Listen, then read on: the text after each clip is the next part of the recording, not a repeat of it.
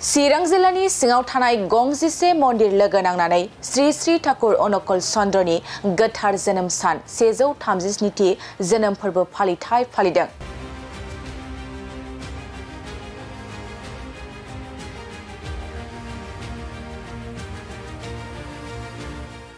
चिरां जिल्ला सत्संग धोरोमनि बानजायनायाव सानसेनि हाबाफारिजों चिरां जिल्लानि सिङाव थानाय गंजिसे मन्दिर लोगो नांनानै श्री श्री ठाकुर अनुकूल चन्द्रनि गोथार 137थि जोनोम फोरबो फालिथाय हाबाफारिजों लोब्बा लाखिनानै दिनै गंजिसे मन्दिरनि सत्संग धोरोमनि फोथायारिफोरखौ लानानै राव हारिमु धोरोम बासियालासे खौसे धर्म सन्मिलन हाबाफारि लायो।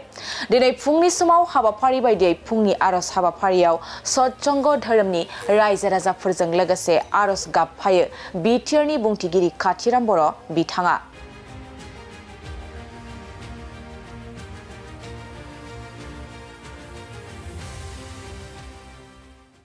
आरो बिथां काथिराम बर'आ बे हाबाफारिखौ लोब्बा लाखिनानै खौरांनि गेजेरजों मा बाथ्रा बुंखो फै जों आबुङै मिथिना लानि। श्री श्री अनुकूल ठाकुरनि 137 जोनोम बोसोर आरो बे बोसोराव गुबुन गुबुन जायगायाव गुबुन गुबुन हाबाफारि लानानै बे हाबाफारिखौ बानजायनाय जायो आरो दिनैबो नैबे चिरां जिल्लानि श्री श्री अनुकूल ठाकुरनि जि गौथुम बा जि धोरोम सिबिग्रा बे बिथांमोननि बानजायनायाव रुनिकाटा बे रुनिकाटा सत्संगी जि बिहारनि लांगोनायाव बेवहाय सानसेनि हाबाफारि लानानै श्री श्री अनुकूल ठाकुरनि जि जोनोम सान बे जोनोम सान बा जोनोम बोसोर बेखौ बेवहाय फालिदों आरो बे फालिनायनि दिनैनि जि साननि गिबि हाबाफारि फुंनि आरज बे फुंनि आरजनि जि हाबाफारि बे हाबाफारियाव आं बाहागो लाफैदों। बे आरजआ गमामायैनो बे आरजआ बेखौ जोङो धोरोमारि बिथिंनिफ्राय जि मोनसे फोथायनाय आरो बेनि अनगायैबो बेखौ बिगियानाबो फोथायो। बे आरजनि गेजेरजों जों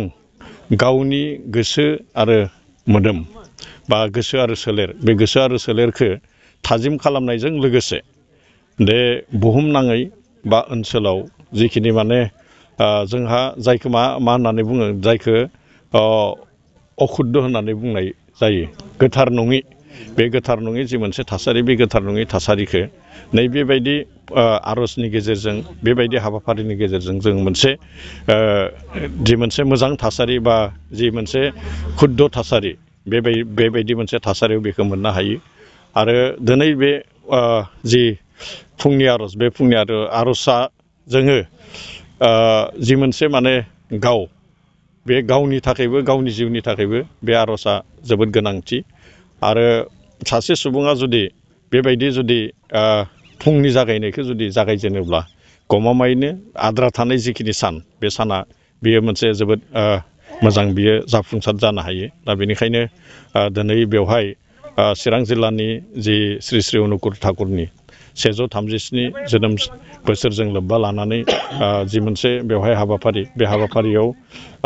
नैबे गावजों जि मोनसे मुलाम्फा जानायजों लोगोसे ओनसोला आरो बुहुमा मोनसे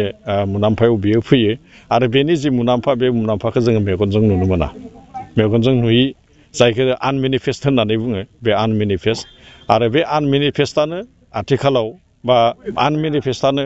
माने सोरजिजेननायनिफ्रायनो बुहुमखौ बियो बेलेन्सआव लाखिदों आरो बेनिखायनो दिनैनि समाव नैबेबायदि हाबाफारिनिफ्राय जों गावजों